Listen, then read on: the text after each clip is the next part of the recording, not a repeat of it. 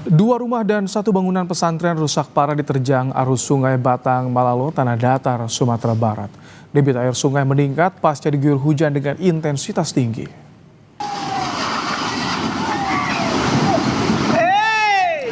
Inilah detik-detik saat bangunan rumah warga hanyut diterjang banjir akibat luapan Sungai Batang Malalo, Kabupaten Tanah Datar. Banjir juga merusak bangunan pesantren dan satu unit jembatan nyaris putus.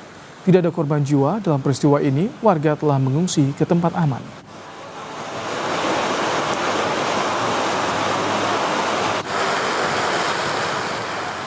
Cuaca ekstrim juga memicu banjir di Padang. 5 kecamatan banjir yang mengalami banjir yaitu Kecamatan Pauh, Koto Tanga, Kuranji, Nanggalo, dan Lubuk Begalung.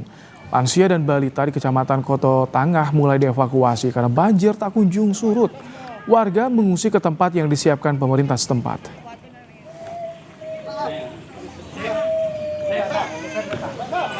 Kita tadi mengevakuasi aja, mengungsikan tidak ada, kita evakuasi.